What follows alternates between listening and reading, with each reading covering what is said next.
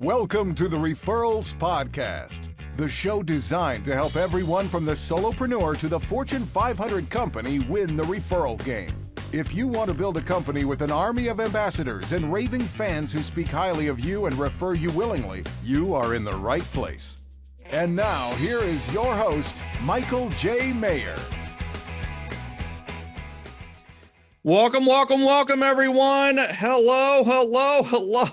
Do we have the most special episode in the history of the Weekly Wow today?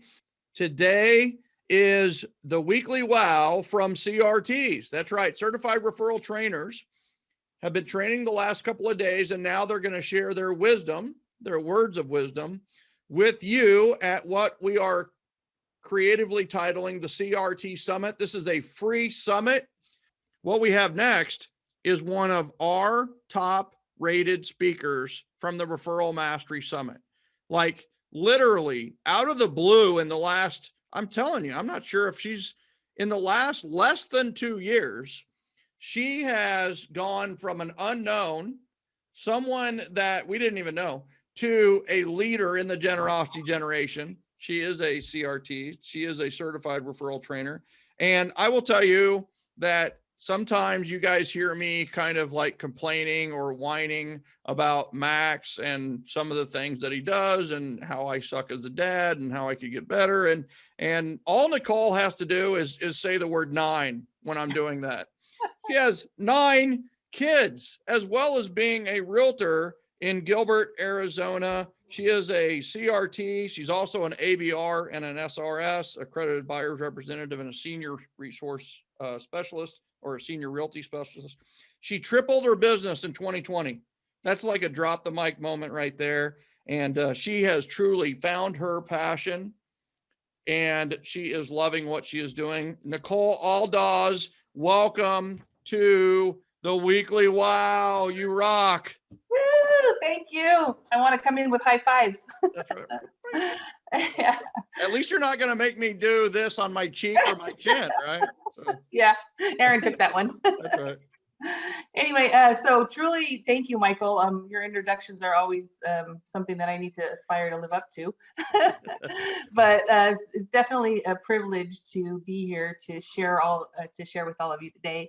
And what I want to talk about is a passion, total game changer for any business, really. And when I learned about it, it was kind of like, aha, let's do this.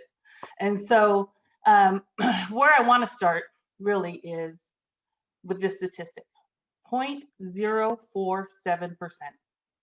0.047, 1/2 of 1% is the statistic of appointments that you get cold calling. Cold calling. So let's talk about going from cold calling to making connections, right? How do you do that? How do you make it so that when someone sees your number come up on the caller ID, they're not hitting decline right away? They're actually chasing the phone. Let me get that call. I want to talk to her. I want to talk to him. And so how do we do that? It's really simple. The secret is an invitation, right? It's the power of an invitation. You can be inviting them to an event or whatever it is that you have in your business model. As long as you're inviting them, you're going to get those types of results. The purpose of your call is always going to be something positive.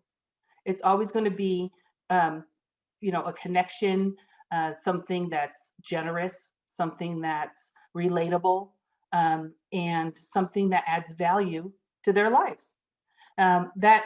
So many types of events, right? We have in-person events, we have movie events. You can do a virtual event. This next one coming up for Pies, we're doing a drive-through event. So whatever that looks like for you, at the end of this talk, I'm going to give you the insight on how to get the full amount and the full content of the power of the events. But for today, let's just talk about the power of the invitation. So in 3 steps, right? 3 easy steps, we're just going to talk about making that connection, going from the cold calling to the connections. And so what I want to start with is the first one. So we have an event, we have it planned, we invite the people. Now we're going to call them because they RSVP'd. They're coming to the event. What are we going to say on that phone call? What are some of the things that, the reason to call? Why do they want to pick up your call? Well, some of them are RSVPs, and I'm going to say, you know what? I am so glad that you RSVP'd. I was really looking forward to seeing you at our Give a Pie event. I was really hoping that you would be one of the ones to RSVP because I haven't seen you in so long. Or, here's a rundown of what's going to happen. Saw that you RSVP'd at the event. This is what's going on. We're going to have a drive-through. Say hi to us. Make sure you wave. I'll hand you your pie. We'll be giving away some prizes. So whatever the rundown of the event is, right? You're calling them for that when they RSVP. You will also give them, the breakdown of who your charity is, what the prizes are, and all that, and all the information that you could, just naturally in the conversation have. And then at the end of that call, I always ask, do you have any questions for me? Maybe they're not sure if the time was correct, or could they change the flavor of their pie, or whatever their questions are. You're adding value by representing that you care about them and how it's valuable to them. So that's the first one. So if they RSVP, there's some things that you can talk about. If they RSVP and decline, we're also going to call, right? And so in that call, it's a little bit different, but basically, I noticed that you couldn't make it, completely understand, don't make them feel guilty at all. Just wanted to know that I noticed you. We're going to miss you there. Would love to continue to invite you to our events in the future. Is there anything that I can do to help you? Maybe there's a situation where they can't make it for XYZ reason. Maybe they want a pie, but they don't want to do the drive-through, or they're at work. Maybe we can drop off the pie for them and still get that pie to their, Thanksgiving dinner. So the power of the invitation is not just when they come, but also when they don't come. And the third one is, what do you say if they RSVP'd and then they didn't show up? So that one is key, right? Because that one, you've invited them, they've confirmed, you had that conversation, and then something happened. Now we can call from a place of love and concern. I was really worried that I didn't see you there. Is everything all right? Is there anything that I can do? And there's a conversation there. So no matter the call, it's always a place of helpfulness to them, of appreciation to them. And really, they're just connected with you, with your tribe, with your community. And I'm on a team, so we're doing this times 7, which is great, right? And then at the end of that, is it okay if I still invite you? I want to keep inviting you to our events, and I would love to see your face. And the other thing is, if it's a person that you want to have that one-on-one with, or that you're part of your networking group, instead of the event, say, you know what, I missed you at the event. Can we have lunch next week? Or can you Zoom call with me for 15 minutes? So whatever the situation is, and of course, you'll know your tribe, but there's really so many opportunities just in those 3, easy conversations and the 3 options of their invitation process. So, sorry, I do have 9 kids and 2 dogs and 2 cats. Hope you didn't hear that. But anyway, so now when you're calling them, like I said before, they're racing to the phone. They're wanting to talk to you. They're wanting to call you back, and they even if it's a missed call, I get calls back that way. So when we were talking about the 0.047%, right, half of 1%, how are we going to 10 times that or 20 times that? If you haven't had an event before, I will tell you that my very first event, I 10 times that. So we had 115 people. It was a movie event. We had 150 people come in and had 12 referrals. So 12 referrals, 1 event, invitation process, having fun, donating to the charity. That one was baseball equipment. We raised, donated 300 pounds of used baseball equipment, whatever that was. But the bottom line is it was 12 referrals, right? And I did make the phone calls, but the phone calls were not cold calls. They were intentional. They were generous. They were giving. And it just, as the speaker said before, it really just comes back to you without expectation. And so here's the key. This is what I need you to do. Watch Gen Group for when Event Mastery class comes up next.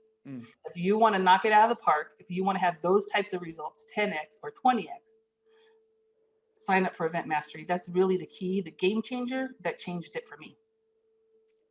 Yeah, I think one of the things on that we have to just say is that you were new to the business, and took event mastery and had your first event, had 115 show up by implementing the exact steps you just outlined to us, and got 12 referrals as a brand new realtor. As a brand new realtor, got 12 referrals at her very first event simply by implementing what she talked about focusing on connecting instead of, cold calling. And, call. The first one is call because they RSVP'd and thank them. That's almost a lost art, is somebody would, raise their hand and say, yes, I'm coming early. It's amazing how many people don't RSVP, and we should have them RSVP ASAP. It allows us to make more plans. I love that. And then the missed you call. I love that.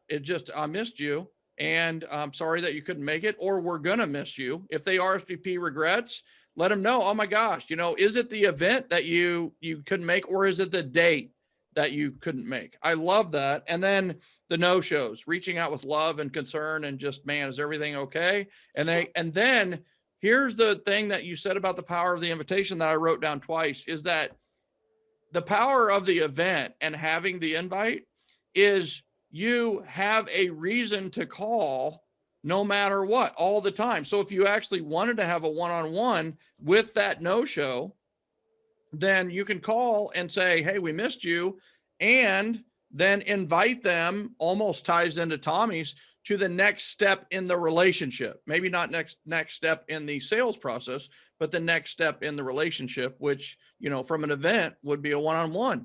That's brilliant. Like, brilliant.